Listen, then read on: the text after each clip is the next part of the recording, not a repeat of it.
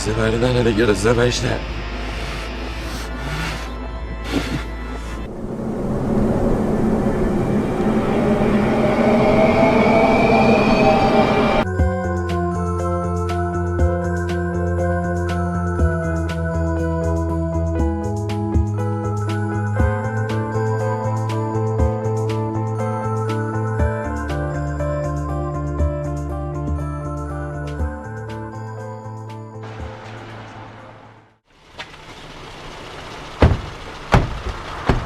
اشالله رضا به افتخار داشت رضا بزن دست قشنگ. یاد مادرش میفته. دست از پا درسته.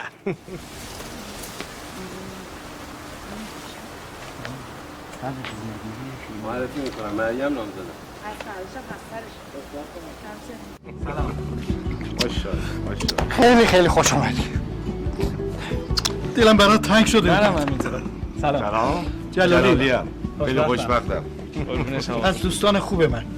خیلی خوش آمدی. ممنونم. میگم تک و توکیشون رو شناختم. بقیه‌شون هم که خودشون رو معرفی نمی‌کنن. آره خب همشون کوچولو بودن. یا هنوز نبودن یا زیادی پیر شدن. به زودی میشناسی. آقا رضا واقعا خوشحالم که بعد از 19 سال دوری از وطن بالاخره برگشتی به آغوش گرم خانواده‌ات، به خونه خودت. آره خیلی خوشحالمون کردی. دلم تنگ شده براتون. امیدوارم که از این بعد هر چی از شادی باشه و خنده. البته دیگه از سختی‌ها و دربدری‌ها و آوارگی‌های اون طرف چیزی نمیگم.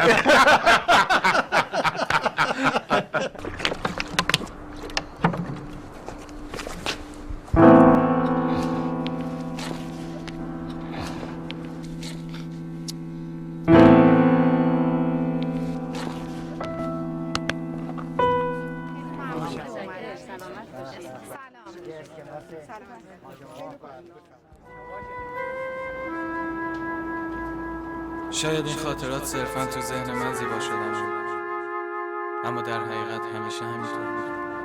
بزن جگر نیست که. بیا بالا.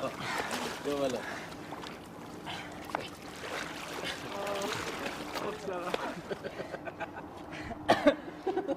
دیوونه.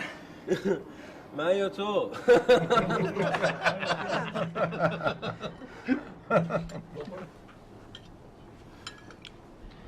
بخور که خیلی وقت غذای رونی نخوردی. بخور. بابا پویا جون از قحطی که نیومدم. اونم تو کشور به قول خودش چی گفتی؟ گاسترو شاید. ولی چیزی که بیشتر از گاسترونومی برام جالب بود ریتم و صدا بود. منظور صداهای قشنگه. ای شیطون. جلالی رضا داشت از کارش حرف میزد. خیلی خوب. بفرما. کار من ترکیب صدای طبیعیه. تخیل، توهم یا به نوعی تجسمات صوتی. یه چند تا CD هم بیرون دادم. میگم رضا همکار در اومد. ببینم رضا جون صدای کمونچم دارین توش؟ انگار همه هنرمندن. نقاش، موزیسین. مریم خودتو فراموش کردی؟ رضا مریم جونم تئاتر کار میکنه. منظورش اینه که سر من بدبخت زیاد فیلم در میاره. من چند تا از کاراتون رو گوش کردم. چیزی سر در نیاوردم ولی جالب بود. آقا من میگم به افتخار موزیسین آوانگارد کشور بزن دست قشنگه رو. نه صبر کن. به افتخار زوج خوشبخت پویا و مریم. بزن دست قشنگه رو شدید. عجب شکارچی بودی جوونیات. بنده وکیلم. با اجازه بزرگترا. بله.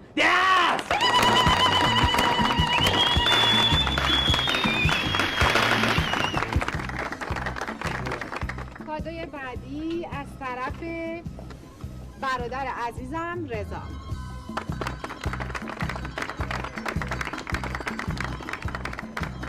این همون همبازی بچگی رضاست. هینایا ها هنوه هنو انگ نسو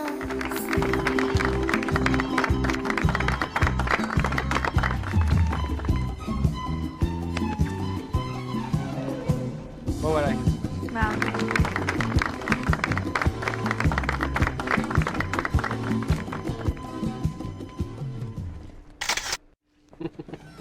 تبریک میگم.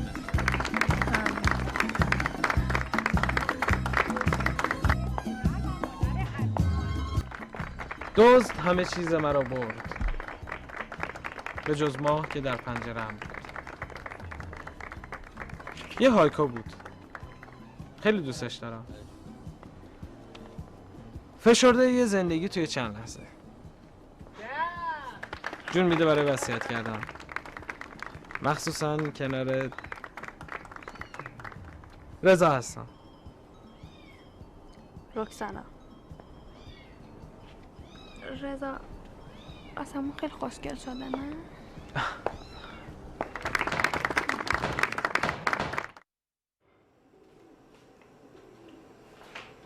اینم برای پسر گلم. ممنونم. البته الان که قطنماش شکسته عینه و گربه گیج شده. اون کاپریس سفیده رو هنوز داریم؟ آره، ولی همون سالی که تو رفتی یک تصادف کوچیکی باش کرد و دیگه گذاشتش کنار.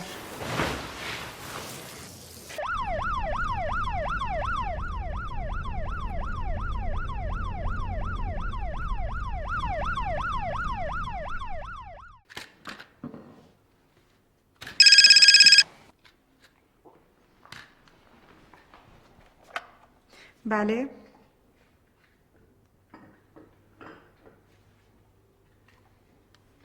بازم از طرف عباس‌زاده است. خیلی خوب، بگو بیاد بالا. بفرمایید.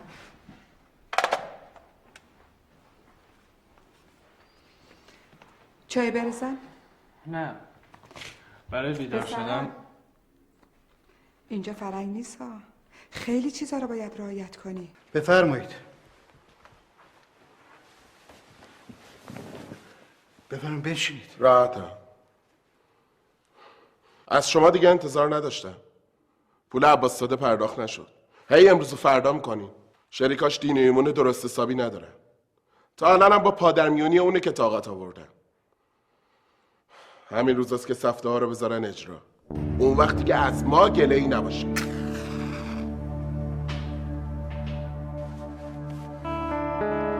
خیلی خوب، همین روزا درستش میکنم. باید هم درستش کنم. میدونی که اینجوری هم برای شما بهتره هم واسه من. مقد چرا بهم نگفتید که بابا ورشکست شده و زندگیشو حراج میکنه؟ چرا نگفتین؟ این همه سال تو بی اطلاعی کامل تو روتین احمقانه خودم همش دروغ بود. میگفتیم یا نمیگفتیم فرقی هم میکرد. تو مگه از همه چیزا فرار نکردی؟ من تنها بودم تو خانواده، بیرون، نه دانشگاهی نه نگاهی، همه چیز برام تموم شده بود. سرما عمق وجودمو گرفته بود، میفهمی؟ برای همین رفتم. تمام پرام ریخت. کلی زمان برد که درست شدم. اگه شده باشم. باز تو رفتی و خودتو پیدا کردی. ما که فقط خونه جگر آوردیم. پدر به بیراهه میرفت، به خوبی و خوشی. چشم وا کردیم دیدیم همه چیزو فروخته. هرچی بیشتر تلاش کردیم بیشتر فرو رفتیم. هر روزم کلی طلبکار چکس رفته به دست دم در خونه.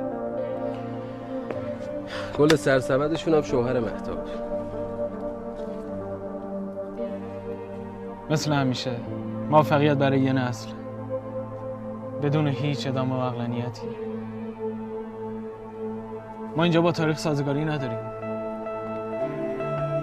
فرماته میشیم و پاک و خالص و خالی. دریوری ها چیه میگی؟ خلاصه کلام از اون همه ثروت همین باغ تو مونده. اینم باید بفروشیم بریم.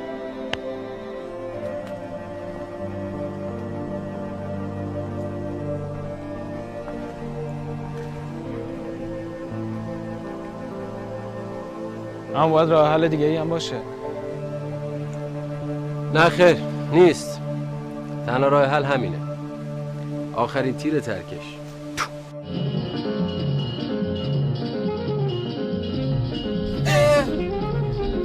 این مردم شانسی زندن. هر کدوم یه فال حافظ میگیرن موقع رد شدن از خیابون، نه؟ همه چیز تغییر کرد. این شهر رو اصلا نمیشناسم. این مارمولک رو میبینید، حتی چاله‌چونای خیابونای تاریک هم میشناسید. خب پرده آخر رسید. از چیزی نترسیم. ورشکست شدی نه؟ همین یه تیکه از باغ مونده که اگه یه روزی بخوام بفروشمش تا رو برا کردن همه چیز هستم. تا مثل دفعه قبل نشه که اون همه زمین و باغ و فروختین و خرج شد.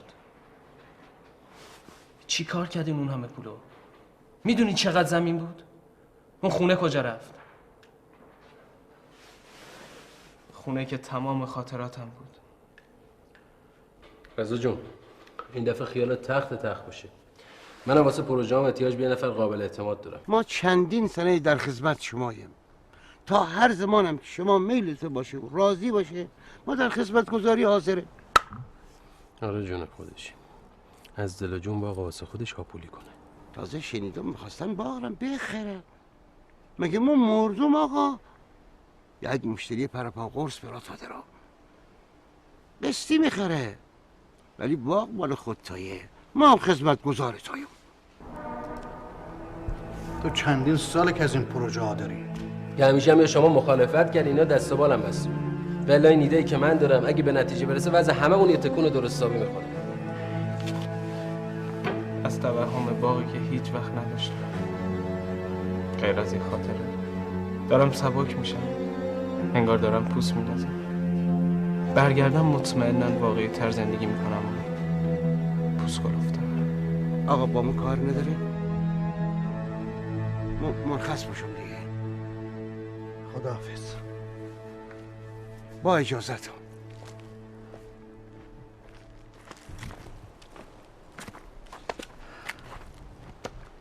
جرأت نکرد بگه خودش میخره، ولی میتونه. 100 هکتاری زمین داره و گاوداری. یعنی چند برابر این با؟ اون وقت هنوز با همین ریخت قیافه میاد و میره؟ عادت کرده. هیچی نداشت اون موقعی که ما داروغش کردیم، اما حالا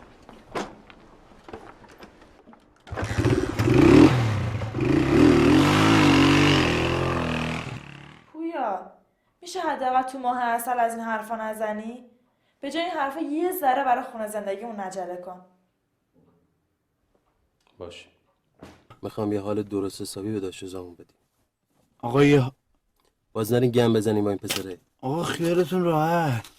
یه حالی بهش میدم که دیگه ولکن نباشه. جون آقا پویا. نمیخواد بشماری. میکشم شما میگی چشم. با لب شاد و خندون رو تو کردی پریشون. آقا رضا میگم پاش یه دورانی بزنم یا حالی به خودت بده. نه من همینطور راحتم. داش رضا حالا اروپا بودی یا واتیکان؟ چیکارش داری؟ بذار راحت باشه. آقا رضا راحت باشه.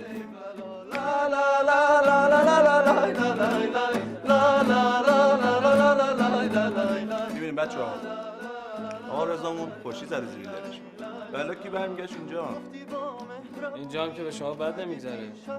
نه کیمی که بد میگذره. فقط از صبح تا شب مثل این گربه های گلیچ دور خودمون میچرخیم دنبال یه لقمه نون. نه دیگه دنبال یه لقمه نشجات واسه رفع خماری. خب دیگه اینجا پدر و مادر و خاطرات بچگی و جایی که به دنیا آمدیم برای تو رو میکشونه اینجا.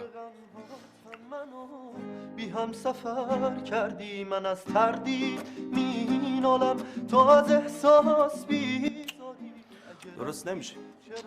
خلاصه ما بودیم جواد آقا منگول خوردیم و کشیدیم و خوردیم رفته بودیم تو عالم عبرو دیگه چرا قسمت خواستیم کلاشو بعدش تو همین گیرودار دیدیم کلاهمون رفته. خلاصه به هم گفتیم زدی شما میگی زدن. آره دمت گرم بابا خود دمت گرم زدی ها درستن زدی. میدونی آقا رضا چیه؟ الان که فکر میکنم پیروی صحبتای دوست عزیزمون این دست چپم به تخت سرم نمیرسه.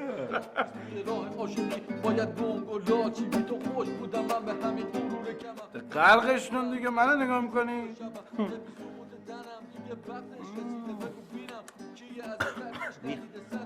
گوز ها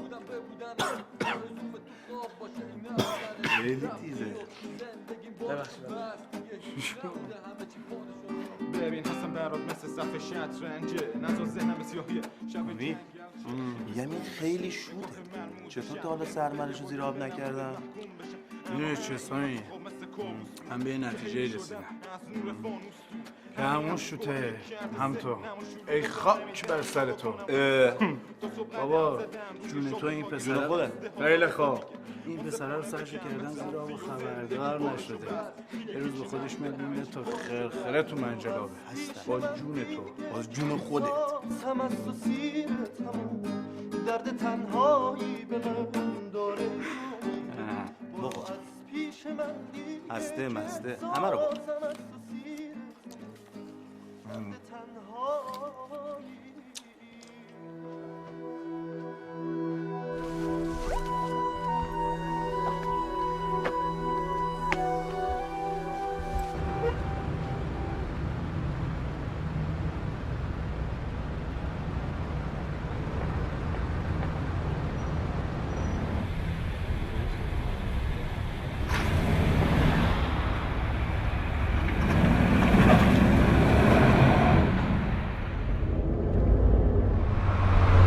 بابا شماره تو بده مامانو بفرستم خواستگاری.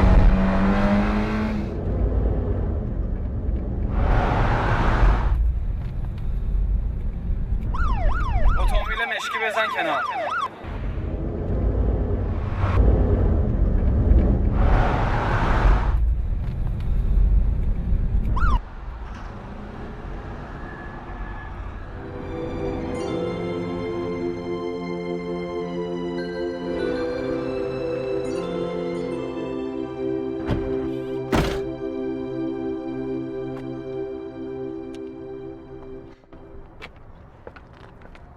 خیلی خوب میرونید. بستگی داره. شاگرد شما هم قانع کننده بود. ببخش. راحت باش. بله. سلام علیکم آقا رضا. سلام. خدمتتون زنگ زدم که بگم دیشب برای بچه‌ها خیلی بارتون حال کردن. امشب هم دوباره برنامه گذاشتن. البته اگه افتخار بدین در خدمتتون باشیم. نه ممنونم. من هنوز یکم سرم درد میکنه. در ضمن امشب هم برنامه دارم. به هر حال ممنونم از دعوتتون. خیلی خوب. یعنی اینکه نمیاین دیگه نه؟ نه فکر نمی‌کنم. هر جور تو حالته. کارمانی نری؟ خداحافظ. خداحافظ. یک حالی ازت بگیرم. راستی؟ من از کجا شناختی؟ از ماشین پدرت. خداحافظ. یوهو دنی رو نگاه.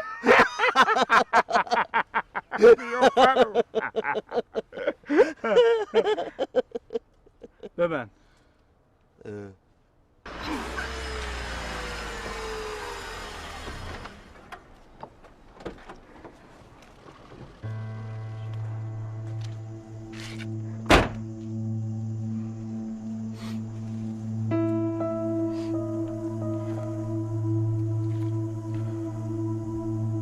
یا اصلا به فکر خودت نیستی یا خوش داری بری زندون خونه کنی؟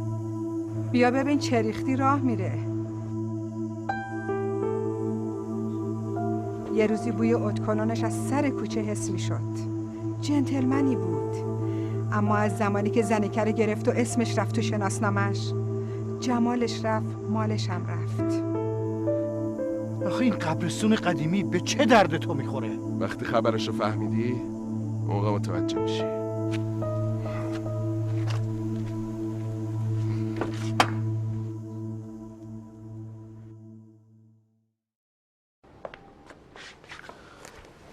این زن پدر فانتوم اونم ندیدیم. تا همین چند وقت پیش که هفته یک مرتبه بهش سر میزد، اما حالا زنکه خیکی خودش ما یک مرتبه میاد و مهریه و کوفت زهر و مارشو میگیره. اگرم لازم باشه با مأمور. بابا هنوزم رو گنج وایسوده. باور نمی‌کنی؟ تو شاه چند مترش گنجه. چی داری میگی؟ ببریم نشونت بدم.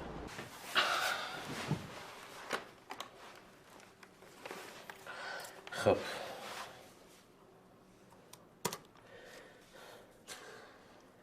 اینا عکسای ماهواره‌ایه که تشعشعات فلزات رو به رنگ‌های مختلف میگیره.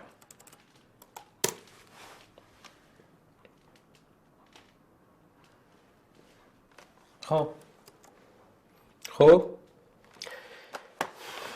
اینا رو میشه ترکیب کرد به اضافه یه سری چیزای دیگه.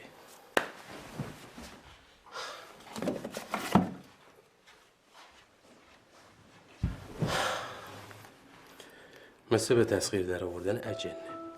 بپا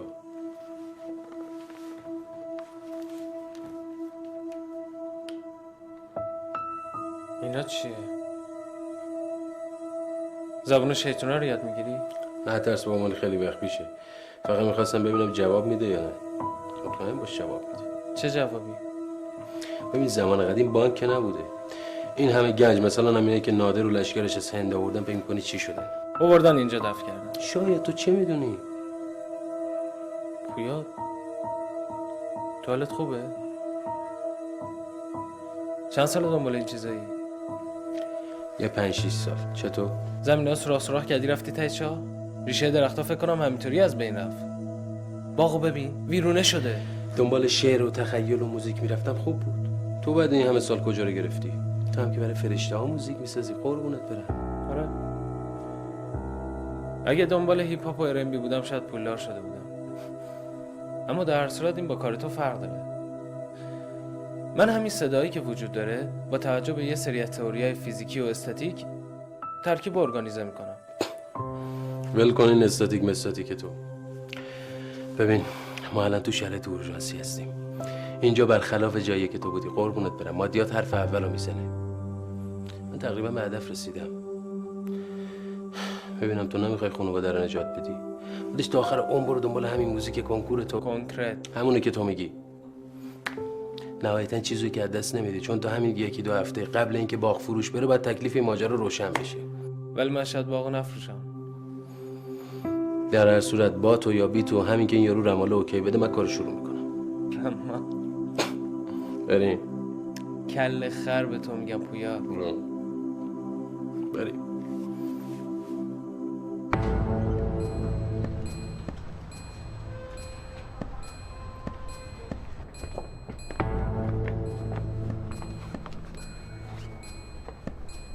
وایسادی که در کفش تو.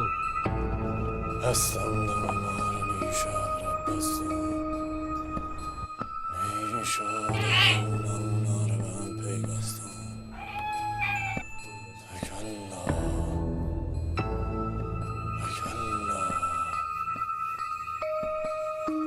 خوش آمدی خوش آمدی. قربون تو.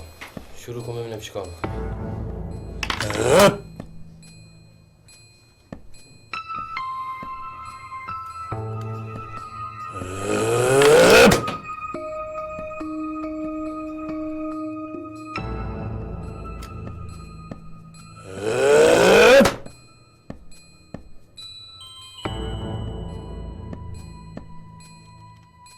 بستم دم مارانی شغرب بستم نیشو دم اوناره به هم پیوستم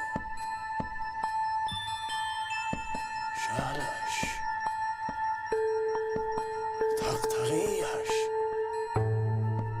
فتورتش تکلا پکلا هر کس بکن جیلالا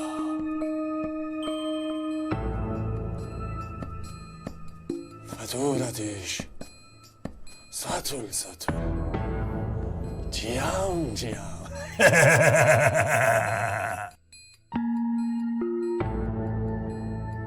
20 قدم بعد در باغ 2 قدم مانده به آب 4 گز به طرف راست 8 چوب به طرف چپ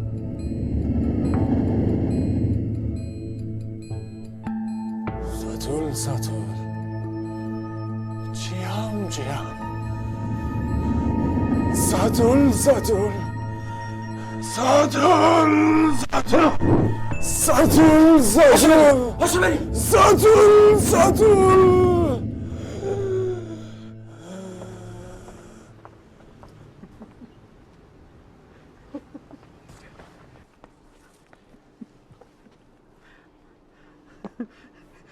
شکلی بودن چه ترسناکی. آره واسه کن ببینم چی بود سنگو جنگلمون باب همینجاست. خیلی تکلا هرکس بکن. ترسیده بودی یا تو ترسیده بودی. لابا دو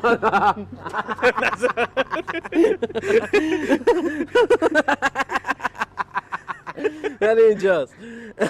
چی اینجاست؟ گنج دیگه. بیا بریم بابا، بیا بریم چرت و پرتا چی، بیا بریم. اینجا رو میکنی تا به یه حفره برسی. یالا ببینم چیکار میکنی. سر چش حاجی صاحب.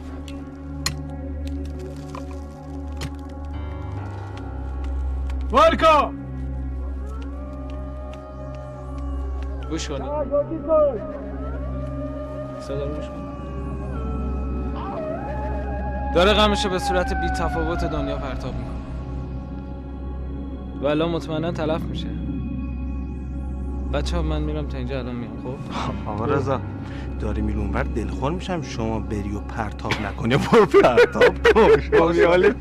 باشه میام پرتاب. پاک عقلشو از دست داده بزنه.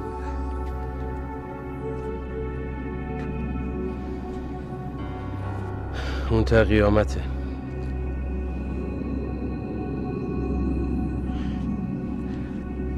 میگم آقا پویا فکر میکنی چی میشه؟ درست میشه. همه رو مهار کردم. یعنی چطوری ها؟ تسخیرش میکنی میبریش تو عمق و خالیش میکنی. تو کاریت نباشه. باش.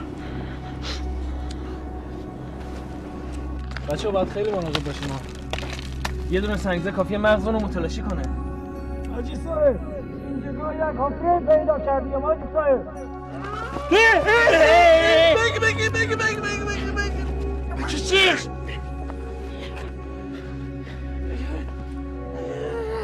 رفته بودی پایین ها. چیکار میکنی؟ اون پایین که هنوز خبری نیست. رحم کرد خدا رحم. استاد سالمی؟ چاره نیست سفید خونه است. بالاخره پیداش کردم. بیا بالا پاتو آینه کنیم. چند تا نمونه بردار بیار بالا. بیا دیگه جونت در بیاد. بیا بکش. وایسا سنگینم هست. بیا قربونت برم. کشش رو بگی دیگه از دیگه.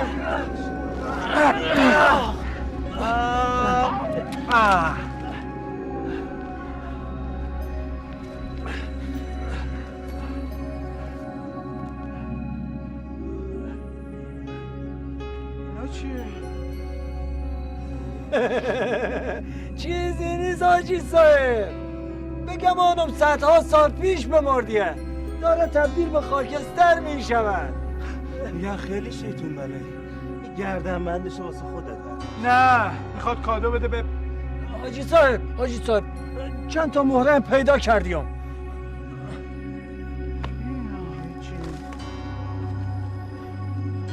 من کاری ندارم. شرط میبندم اینا فضولات اجداد کامیه. بس دیگه مسخره بازی.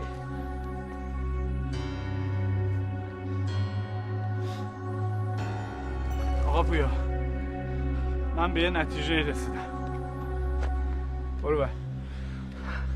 این مردی که با این قیافهش یا با چشای کورش چیزی نیده یا اینکه از کجا معلوم که یه ساعت دیگه به هم نگشت اینجا گنج برداره گنج رو بیاد از اینجا خودش. کامی بش میزنی و هم داری گنج منجو بر میگرده تموم میشه. خیلی خوب همینی که این میگه. از کجا معلوم اینجوری نشه؟ نه اجنه گنج رو جابجا کرده. ایوان دم این اجنه میگم یحتمل از این کافراش هم بودن. نه تو چی داری میگی؟ منظورتو نفهمم. یعنی چی طلسم داشته؟ باید طلسم باطل میکردیم.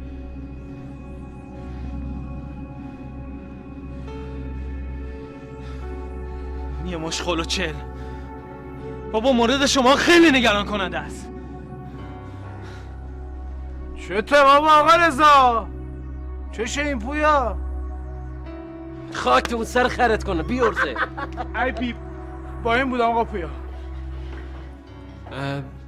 تصمیم گرفتم تا سر و سامون دادن اوضاع اینجا بمونم. جدا؟ این تصمیم عاقلانت خیلی منو خوشحال میکنه. در ضمن مامان چی؟ چی میخوای بگی؟ میخوام با رکسانا نامزد کنم. راست میگی؟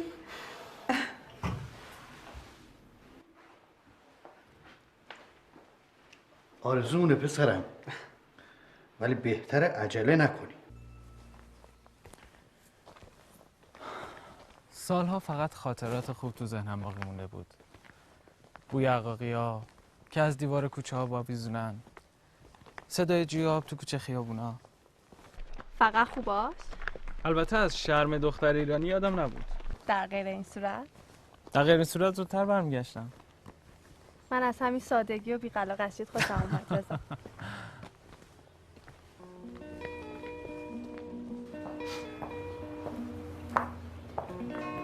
سلام آقا. سلام. خیلی خوش آمدید. ممنون. خدمت شما. متشکرم. همه رستوران همین 4 قلم بیشتر ندارم. زیاد سخت نگیر. خب هرچی پرنسس سفارش بده منم همونو برمیدارم.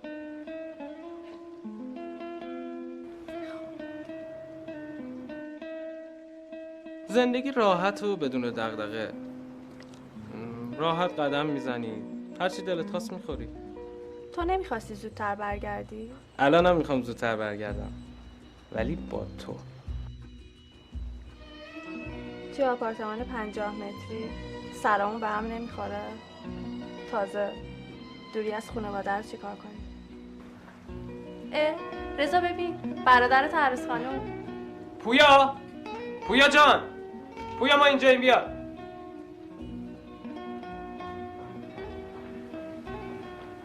اینا اینجا چیکار میکنن؟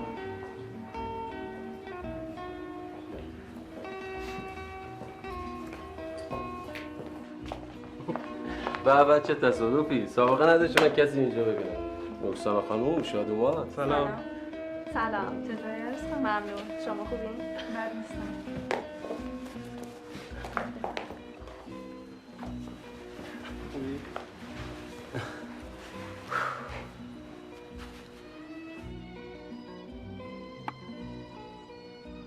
اون زمانا همین که 4 نفر دور هم جمع می‌شدیم بحث فلسفی می‌کردیم. در کل خالی بندی دیگه. شما چی کار میکردین؟ من شطرنج بازی میکردم خانم، تخصصی. مقام اول تو کل دوره دبستان. تزویر برای بازی، بلوف و کلک تو واقعیت. بد نبود. من خیلی مایلم با یه قهرمان بازی کنم. باریکلا به شما. وای از خونی که یک شب ازش بگذره. چرا معطلی؟ آقا در خدمتتونم قربان. شطرنج داریم. شطرنج داریم. با چه سوسی؟ سس مخصوص. بله حتما.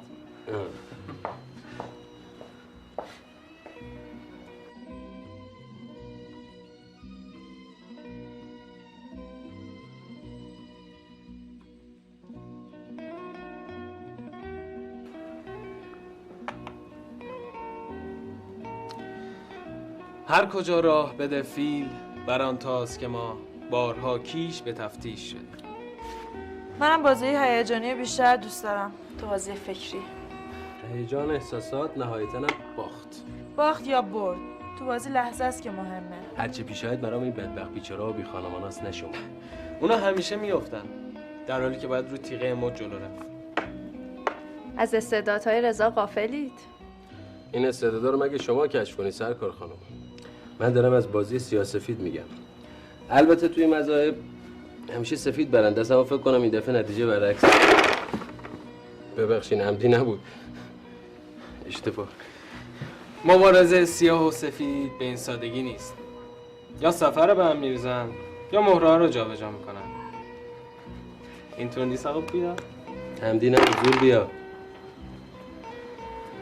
خیلی خوب بچه‌ها، ما دیگه میریم. بریم رقص.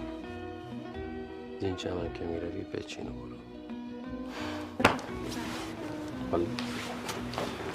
خداحافظ. خداحافظ. اگه رودخونه رو دوست نداریم بریم گم شیم. بریم گم شیم. اوه سلام علیکم آقا رضا. مخلص آقا رضا. بیا آقا رضا بفرما غرقش کن. نبینم دیرون. غرقش کن. شما کار دیگه ای نداری نه؟ جان نه. نه. همیشه پلاسین؟ جان بله. مثل اینکه. اینجا چی میگن؟ شیر کشخونه است؟ جان نه آقا رضا. خونه است آقا رضا. هنوز نیومده باز شروع کردی. آره. همیشه موی دماغ بودم نه؟ تازه اون موقع با 4 تا آدم حسابی هفته یه بار برنامه میذاشتین. از صبح تا حالا تمام خونه رو دود گرفته. یک شیفت با سامی و کامی، یک شیفت هم با ملیجک. سامی و کامی. بشینید یک فکری با حال زندگیتون بکنید. چقدر گفتم کارا رو بدین دست من، شما خودتون نظارت بکنید. نکردین دیدین چی شد. راست میگه مادر. تمام زندگیشو فدای این بابات کرد. با این گرگ‌هایی که تو بازارن از عهده تو بر نمی اومد. چه کار میشد کرد؟ ابریشم ارزون بی کیفیت چینی فرستادن تو بازار، ما رو پیله کردن. خداییش مسئله کیفیت ما حرف اول رو میزنیم. بله. قرض و ربا هم که کمرمون شکوند. خیلی خوب. راجع به قیمت و کیفیت پیله و اونجور چیزا خب شما بهتر میدونید. اما یه چیزی روشنه. تو این خانواده ادیپ معکوس و منم سهراب. تو که پدرتو کشتی بعد رفتی. بسه دیگه. اینقدر از کشت و کشتار حرف نزنید. ببینید پدر عزیز، شما هیچ وقت به بچه‌هاتون مسئولیت ندادین و حمایتشون نکردید. انگار از قدرت خودتون کم میشد. در صورتی که برعکس. خیلی خوب خیلی خوب یواش. یه طرفه به قاضی نرو. تو که گذاشتی رفتی دنبال مطربگری و پشت سرت هم نگاه نکردی. چقدر گفتم دکتری بخون. اینم که تا لنگ زور میگیره میخوابه، بعدش هم به دنبال گنج تو بیابوناست. کاش یه کیفی هم میکردی. دندوناش ریخته هنوز ول نمیکنه. معلوم هست چه خبر اینجا؟ آقا پویا، از زمانی هم که کار افتاده دست تو چندان تغییری نکرده. اوضاع خرابتر شده که بهتر نشده. پس لال نیستی حرفم میزنی. یه شوهر خوب همه مشکلاتت حل میکنه. قربونت برم. واقعا همه اونایی هم که با سر میدوئن وقتی نزدیک میشن اوضاعی که تو بابا واسه ما درست کردی رو میبینن، از همون راهی که اومدن در میدن. عزیزم همش تقصیر منه. همش تقصیر منه. مامان یا هم ساکت شدی هیچی نگفتی. اینم شد نتیجهش. بابا اگه به جای شوهر دزد مفخورت با من همکاری میکرد الان اوضاعش خیلی بهتر بود. مگه تو خودت نمیبینی خودش از همه ناراحت تره؟ طلاق گرفت، افسرده شد، بسش نیست؟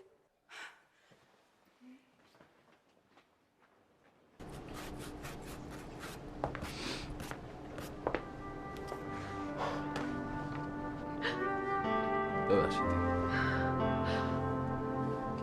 ببین نه تقصیر منه نه تقصیر تو. اگه پا قدم بعضیا یه چند وقت اقامت توی کشور دیگه و صحبت با بهترین متخصصاشون رویت رو کاملا عوض میکنه.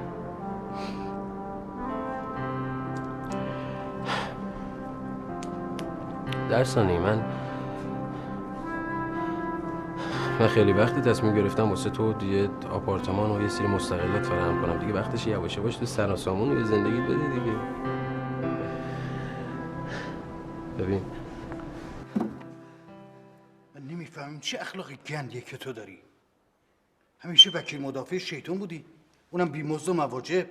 منظورتون نمیفهمم. هرچی پویا میگه تو هم تکرار میکنی.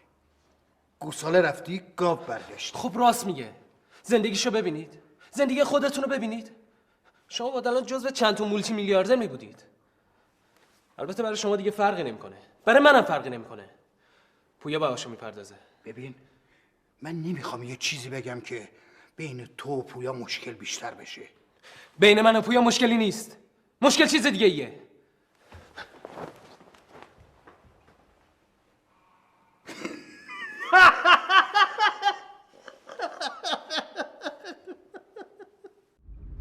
رضا این همه سال تو غربت دور از خانواده چطور میشه زندگی کرد؟ از آپارتمانا میگفتی اون روز. آره فضای داخلی کوچیکه، اما بیرون که میای وقت کم میاری و خب بالاخره هر کسی زندگی خودشو داره. هر کجا باشم پنجره، عشق، هوا مال من است. میخورم از قارچ‌های غربت. چطور بودن دخترای اروپایی؟ میدونستم اینو میگی. خیلی وقتا تو هم فکر منو میخونی. دخترا اغلب برام یه بازی بودن، گاهی خطرناک. پس برای همینه تا حالا ازدواج نکردی؟ با همشون به بنبست رسیدم، تو بهترین حالت. باهاشون به بنبست رسیدی و شاید اونا هم تکیه‌گاهی پیدا نکردن، میدونی، به لحاظ مادی و این مسئله اینقدر مهمه برای دخترها؟ حداقل اونجا نه. وای چقدر شاعرانه. عجیب نیست که پویا اوضاع رو دست پویا برادر منه. این قضیه چرا ربطی به پویا داره؟ هیچی.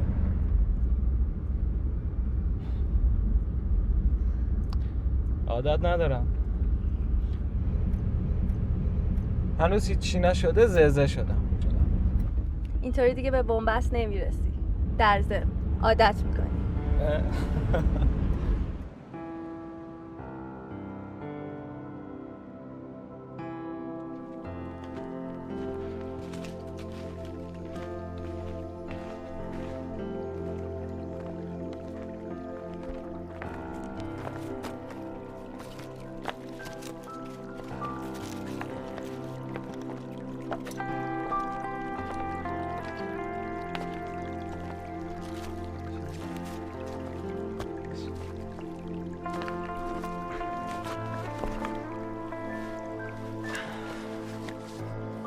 چشاتو ببند.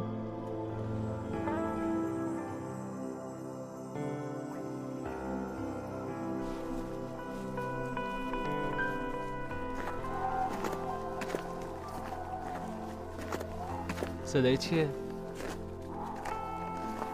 یکی داره توی هوای طوفانی تو برف راه میره. آره. وای رضا فوق‌العاده است توی شعبده بازی. سردم شد.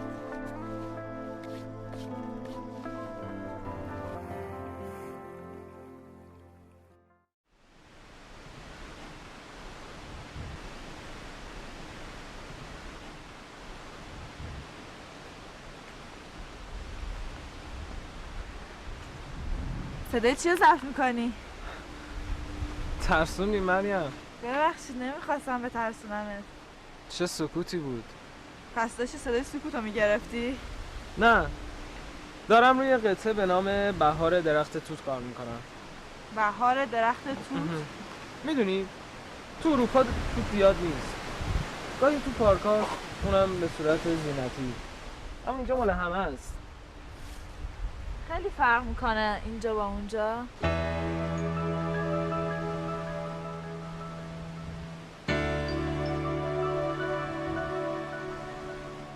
ببین نور اینجا شدیدتر و صداها بیشتره، کلاً انرژی بیشتر اینجاست، مثل چند ساعت قبل آفرینش.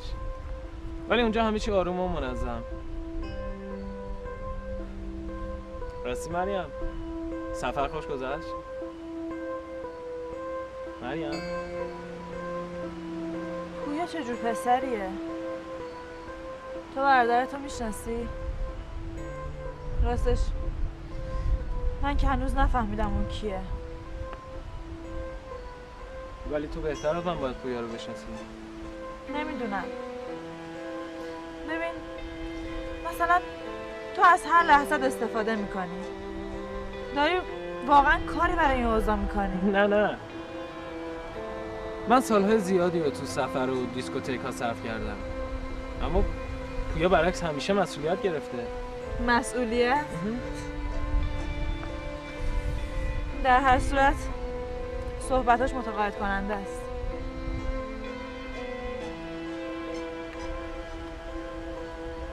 ببخشید مزاحمت شدم. نه به هیچ وجه. رضا من عاشق پویا نیستم. تو این سفرمون بیشتر متوجه شدم. مریم بیا ببین اون همون چیزی که میخواستم واسه بخرم. میخواستم توی شرایط مناسب تقدیمت کنم. ببین خوشت میاد؟ اینو بخرم که چی؟ تو این شرایط به چه دردم میخوره؟ پویا من میخوام تو خونه خودمون زندگی کنیم، جایی که با هم انتخاب کردیم من و تو، میفهمی؟ باشه قربونت برم، باشه صبر داشته باش. دیگه نمیتونم. مریم مامان خونه ای؟ من تا نیم ساعت دیگه میام پیشت. میام برای توضیح میدم. باشه مامان باشه.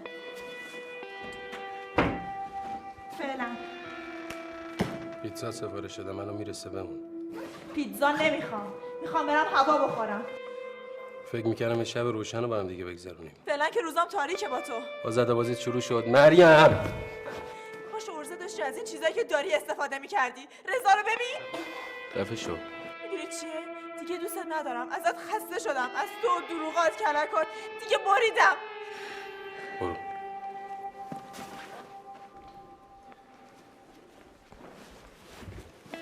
صبر کن.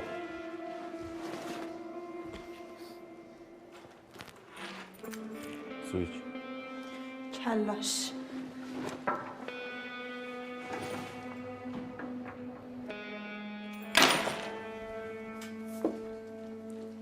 این چه جور موزیکیه؟ موزیک کنتامپورن. مثل سر و صدایی که از پنجره گرفته باشی.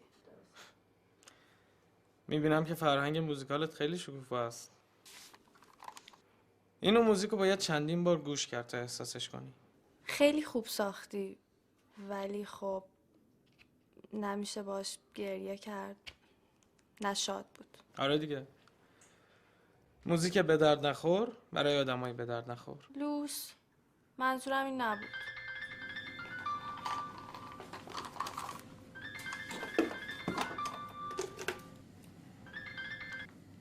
بله. الو. سلام پویا جان. سلام رضا جان. واسه باغ مشتری پیدا شده. آها باشه. ببین پویا جان، من تا نیم ساعت دیگه با تماس میگیرم. باشه. منتظرم نذاری. باشه. راستی رکسانا، شاید باغو بفروشم. خب مقدار زیادش میره برای قرضهای پویا و بابا. قرض؟ 3/4 میره برای قرضای اونا. یه مقدارش هم میذارم کنار تا یه استودیو درست کنم و بتونم از این جور موزیکای به درد نخور بسازم. میدونی رضا، هر کسی سلیقه‌ای داره، اما موزیک گوش میکنن که همون لحظه احساسی داشته باشن، نه بعد از 4 ساعت. خونه‌ای هم که میسازن برای لذت بردن تو همون زمانه، نه به تاریخ کار دارن نه به آینده. پویا این موضوع رو خوب درک کرده. موزیک من شبیه خودم.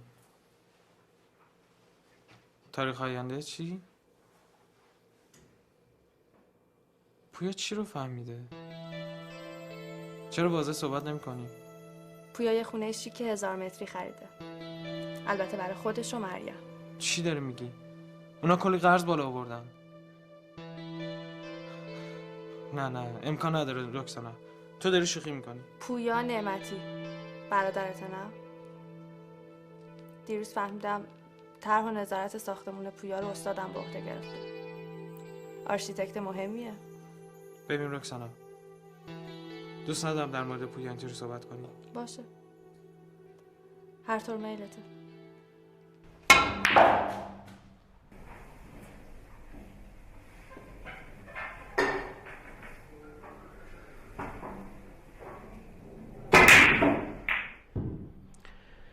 عصبی بازی میکنی. تمرکزم که اصلا نداری. یکم به ضربت حال بده.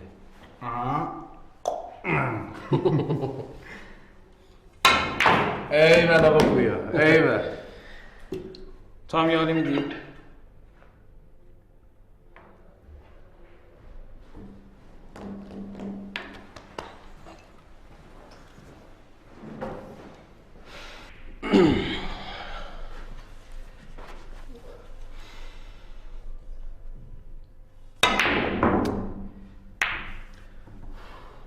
تمرکزت خوبه؟ جست هم حساب شده است. ولی خب همه چیزو نمیشه کنترل کرد. یه چیزایی شنیدم. چی؟ شنیدم رفتی تو کار ساخت و ساز. ساخت و ساز چی؟ لازم نیست آشا کنی پویا. مهندس طراحی استاد رکسانا است. رکسانا. از همون اول فهمیدم یه ریگ تو کفش این دختری مارمولکه. بس دیگه پویا. به رکسانا چیکار داری؟ چیزی که نمیفهمی که چرا این همه دروغ؟ قرضوره با اینجور فیلم‌ها. خودت که در جریان حساب عباس صادق قرار گرفتی. 10 نفر دیگه هم مثل نمیفهمی هدف این دختر خراب کردن رابطه ماست. الاغ خراب کردن رابطه ما یا خراب کردن نقشه منعرف تو؟ آها، بس فکر می‌کنی مظلوم نمایی کردم که باغ تو هاپولی کنم. بس این بود. خیلی خوب. وایس روشنت کنم. رضا، تو باقی نداری که بخوای واگذار کنی. یادت رفته؟ خیلی سال قبل وکالت دادی. وکالت دادم؟ وکالت چی؟ محضری، تامل اختیار. این حرفایی هم که زده شد فقط واسه خاطر احترام بود. گفتم برادر بزرگتری. هرچند برادری هم نکردی. این بازی رو باختی.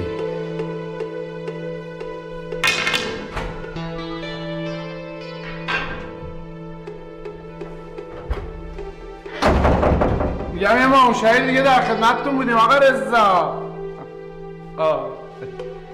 میگم خوب حالشو گرفتی آقا پویا.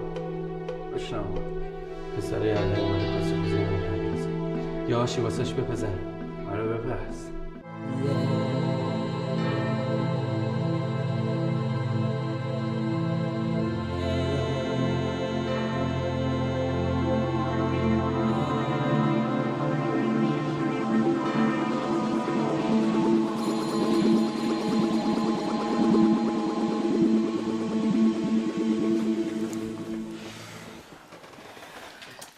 چته مادر؟ نه بیرون میای، نه غذا میخوری، نکنه با رکسانا به هم زدی؟ ها؟ نه چیزی نیست. غذا میل ندارم. آخه بهار زیادی سبز بود. سالاد زیادی خوردم. مادر من، سالاد که نشد غذا. چته؟ با پویا طوری شده؟ چه میدونم. برین از پویا بابا بپرسین چی شده. خیلی خوب، حالا تو هم انقدر سخت نگیر دیگه. مامان، سالاد اصطلاحاً به معنی دروغه.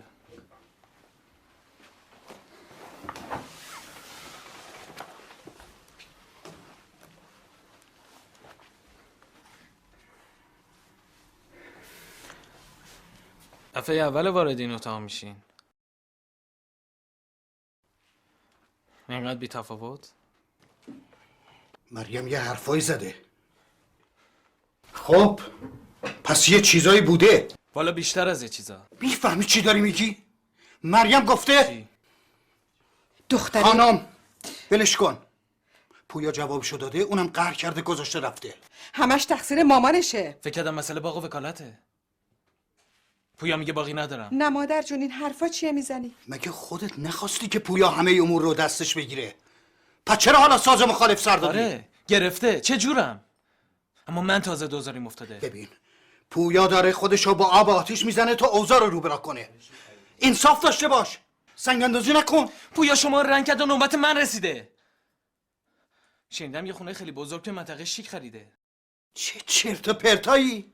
اینقدر بدبین نباش. شما چرا نمیخوام واقعیت رو ببینین؟ تو همیشه راه خودتو رفتی و هیچ وقت به فکر دیگری نبودی. کله شرق که همیشه بودی. اروپا هم رفتی یه ذره عاطفه داشتی اون از دست دادی. نه پدر میشناسی، نه مادر میشناسی، نه خواهر.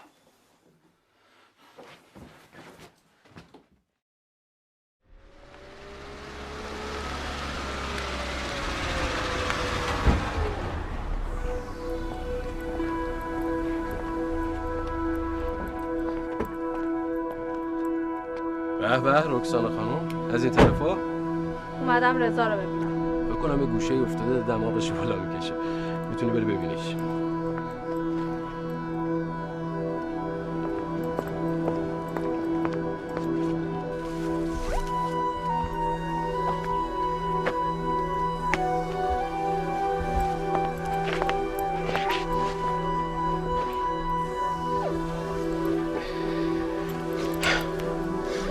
اینا رو داشته باش برین گشتی با هم بزنیم.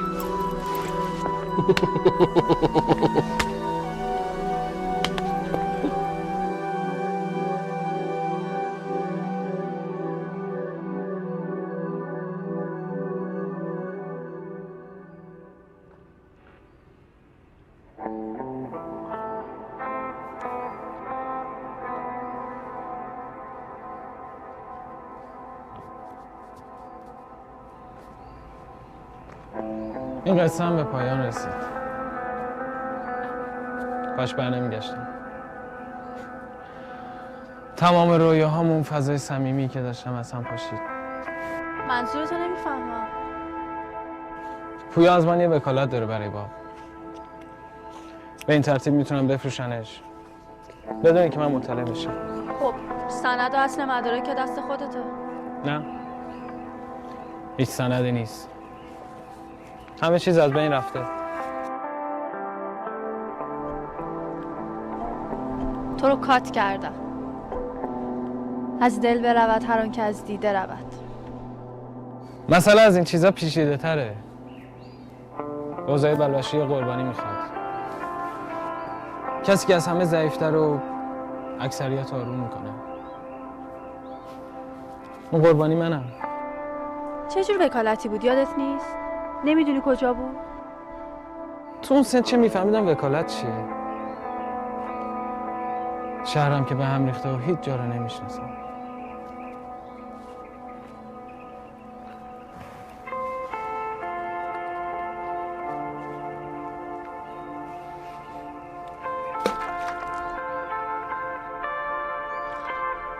بچه که بودم لحظه ها غرق این دایره ها میشدم. آقای شاعر میدونی این همه سال چقدر بی فکر بودی؟ بی فکر بودم و همه چیز داشتم. حداقل تو ذهنیت شاعرانم. حق با تو بود رضا. تو برای این محیط ساخته نشدی. تصمیم عاقلانه برگشتن به اروپاست.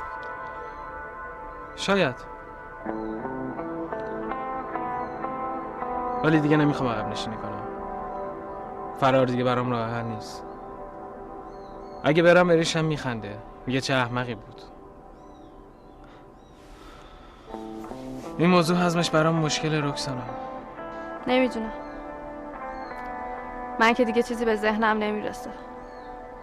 میدونی اینجا تو دیگه رها شده ای.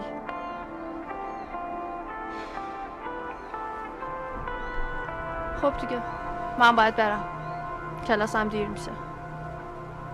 باشه برو. منم میخوام تنها باشم. رهای رها. منظورم این نبود. چیزی که باید میفهمیدم فهمیدم رکسانا. برو.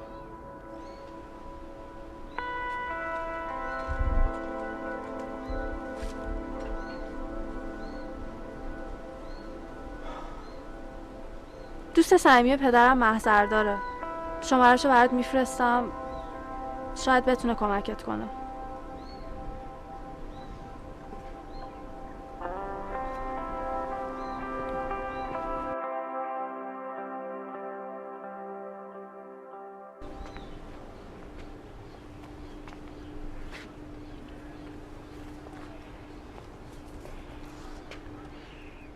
ببخشین آقا، فضولی نباشه.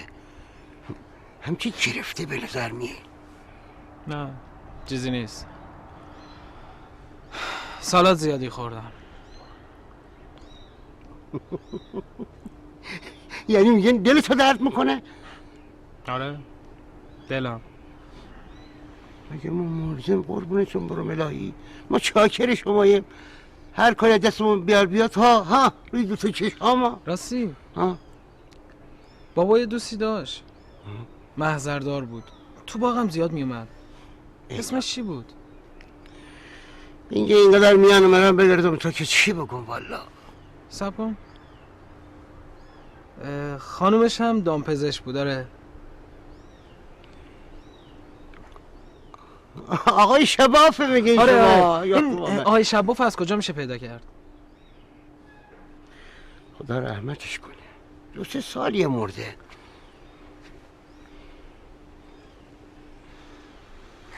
برای چی میخواین؟ هیچی، یادش کردم.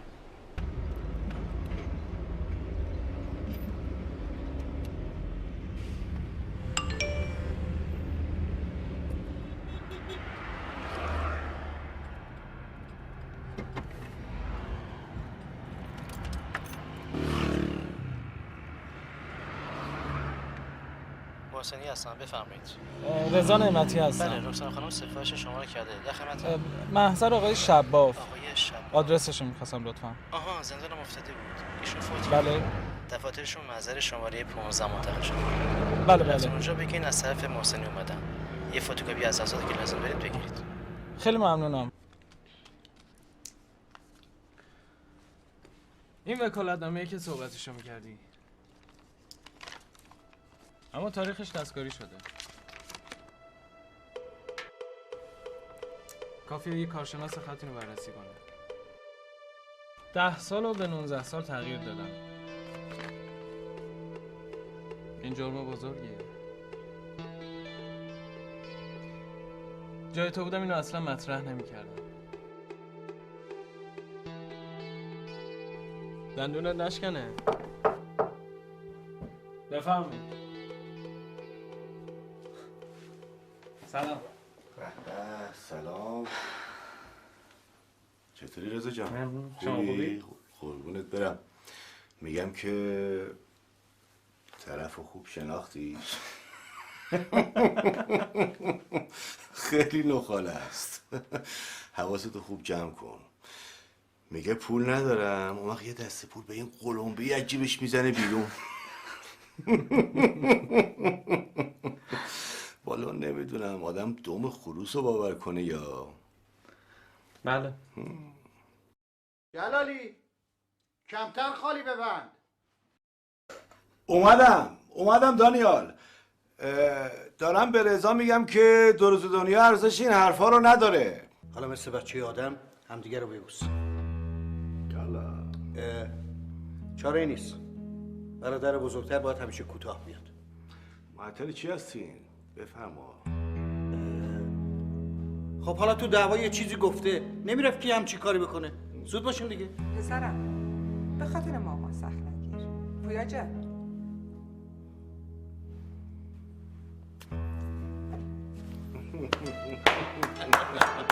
مبارکه. خیلی خوب. آخر هفته تو باقی جشن برای جوونا. دوستای دبیرستانت هم دعوت هم. البته فقط نقاله هاشون.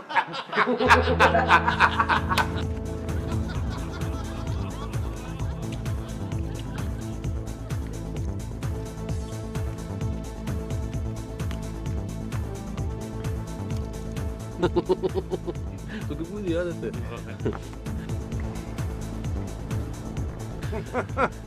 خوش میگذره بچه ها. رضا جون کم و کسی داشتی فقط یک ندا بده، همه چی ردیفه. باشه ممنون. خوش باشین. پس رفتین اونجا. سامی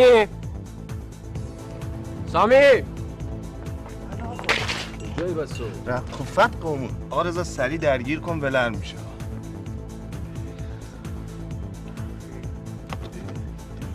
حرف نداره امتحان کن.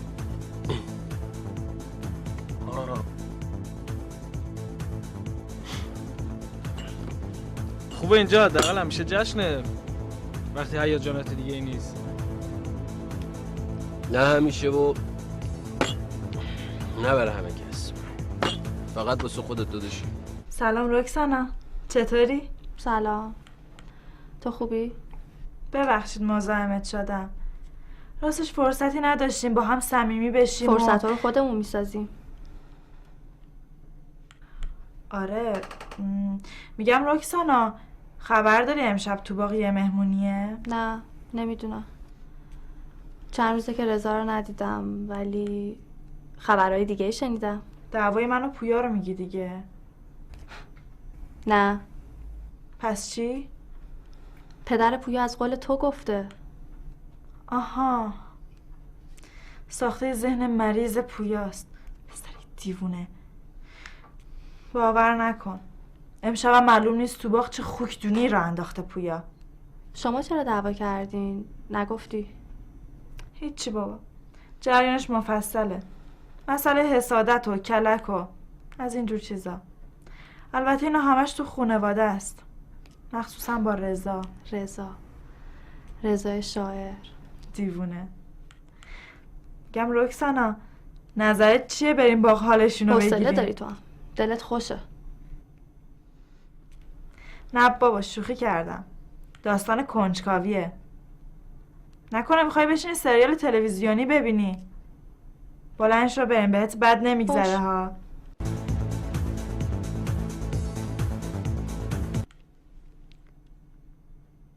زیاد زرنگی کردم، چیکار کردم؟ گفتم آقا یکی خاطره تعریف کنید. اینا خاطره تعریف کنید.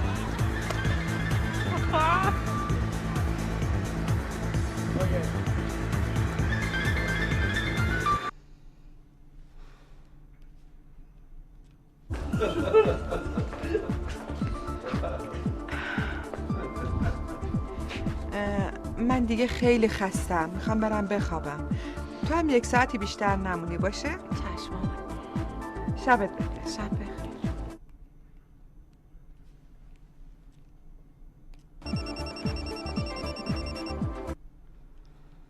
الو مهتاب جون، لطفاً پیغام بگذارید. لطفاً پیغام بگذارید. بفرمایید، اینم شیرینی تازه همین الان رسید. آقا رضا بفرمایید. بزن دیگه. آق پویه، آق کمی.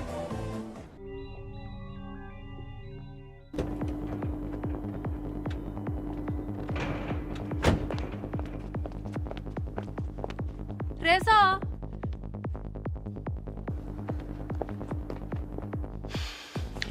رکسانا سر کلش از کجا پیدا شد؟ به منم زنگ زده بود، من جواب ندادم. بیا برو نیم ساعتی سرش گرم کن. برو. خیلی خوب من نگران نباش، میبرمش تو اتاقم. برو. رکسانا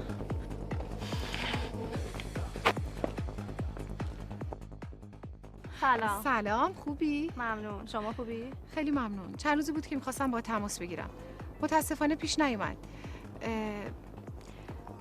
مگه جشن اونجا نیست؟ چرا؟ ولی میبینی که چقدر شلوغ بلوغه، نمیشه با هم حرف بزنیم. بریم تو اتاق من، یه خورده با هم صحبت کنیم، بعد برمیگردیم. در مورد حالا بریم، من برات توضیح میدم. این دفعه دیگه تو 60 خروسه. رکسانا، داشتم به مراسم ازدواجتون فکر میکردم.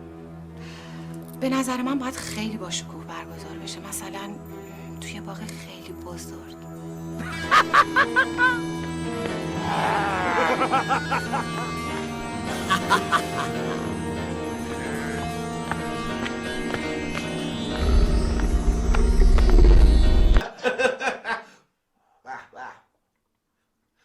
عجب آتیشی شده آجی. تو حالا به آپارتمانی که قراره بگیریم فکر کردی؟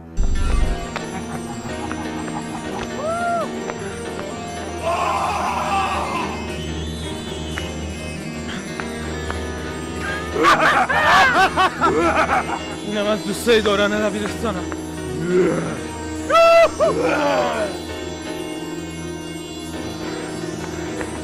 به قول خود رضا،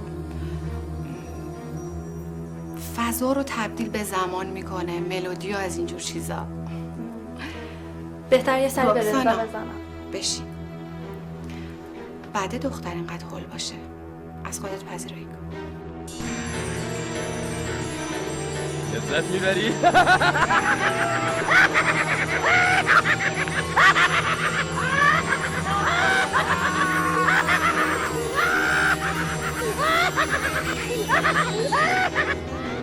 این صداها چیه؟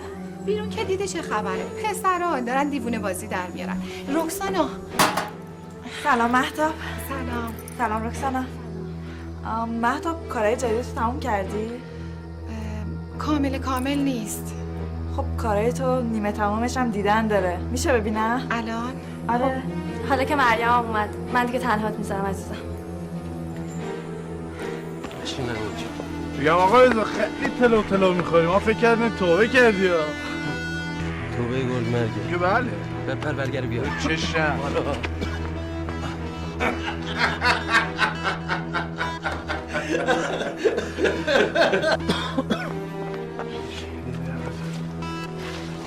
آقا رضا یه امضای خوشگل مامان میکنه پایین ببینم چیکار میکنی. توی یادگارو میخوام بگی.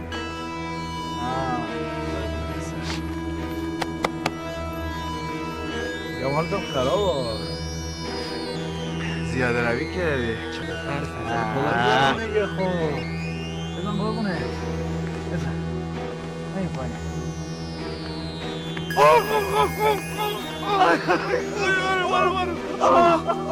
دیوانه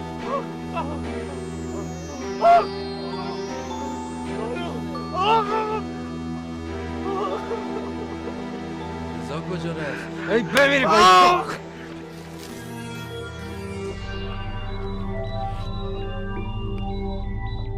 رضا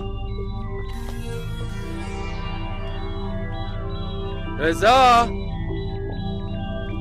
بیا دیگه قربونت برم. یه کاری ندارم، فقط یه امضای کوچولو.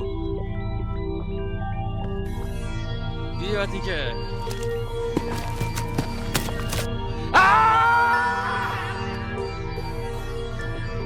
رضا نه اول باید پویا رو پیداش کنی دست به سرش کنی. بیا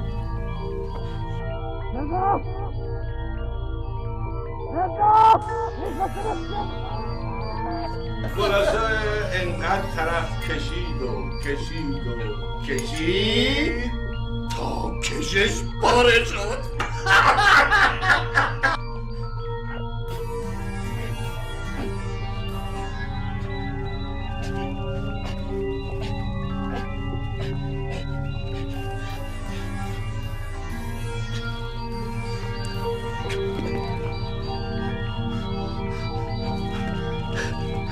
رضا میکشمت کثافت.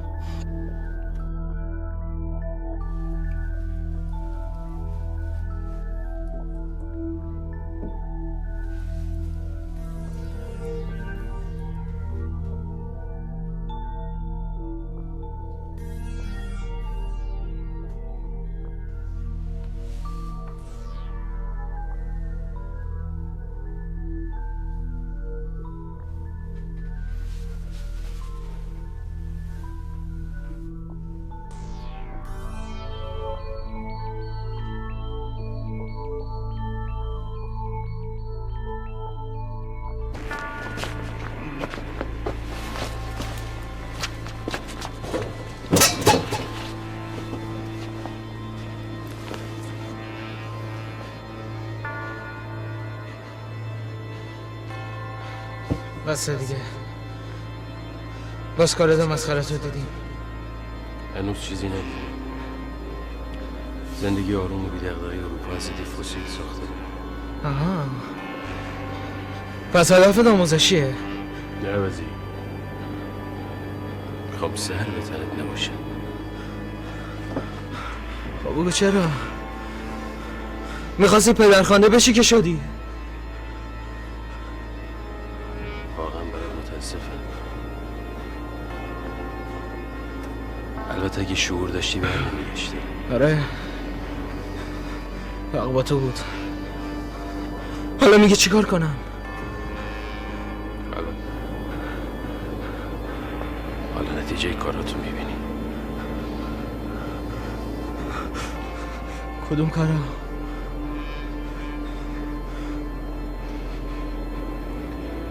نه حسی، نه عاطفه‌ای، نه شعوری.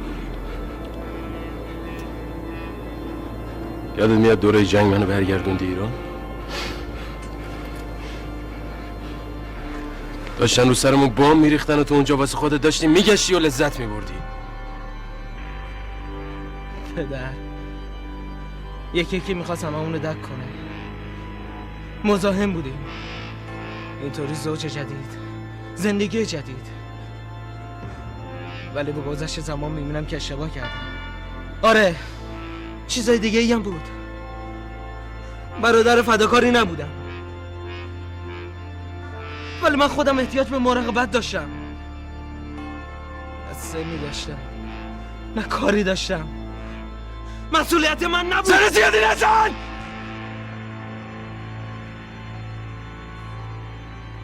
اون زاور آرومت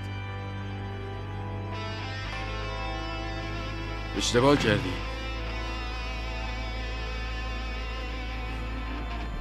اما گذشته رو هیچ کاریش نمیشه کرد.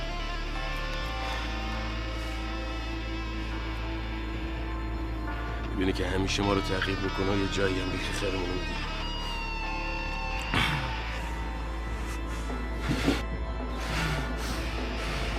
هرچی عوض داره گله نداره عوضی.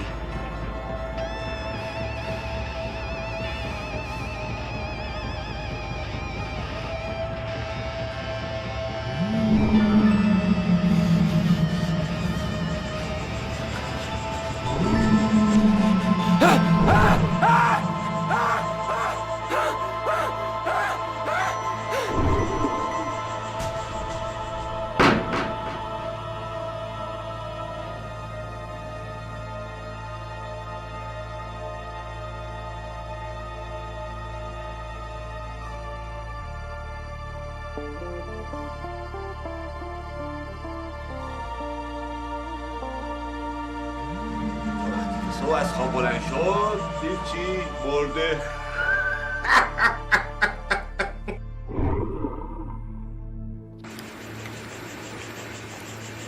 بازی خوبی بود. افکتای تو هم بد نبود.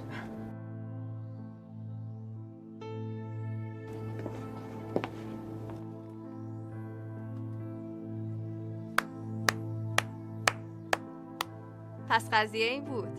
ممنون مریم. خواهش میکنم. خب بچه من برم به داد پویا برسم و یکم دلداریش بدم. برو. عالی بود رضا. چی شده؟ چرا رنگت پرید؟ میخوای یه شکلات بزنم دهنت؟ ها؟ آره بیا یک چای نبات دبش برات درست کردم. بخور همه چی هست. ناشقلا رو جمع کن. دانیال چی شده؟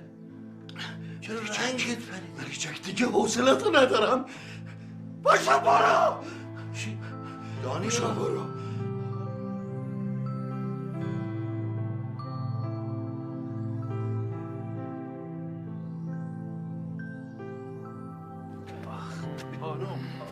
آروم وایسا کامی میگن این رئیسمونم که دیگه بوچ از آب در اومد.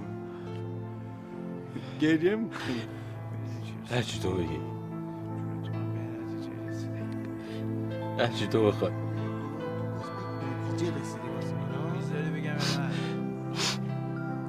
خونه رو میفروشم قرضای بابا رو میده.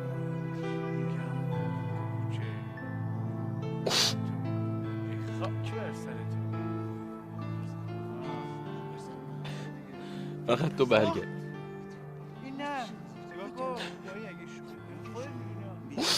یکی کلاس داره. کلاس داره؟ یکی میکشم کلاس یک. کلاس دو.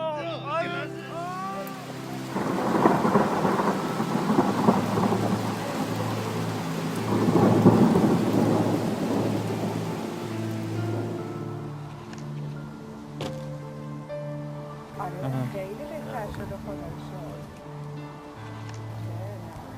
خیلی بهتره.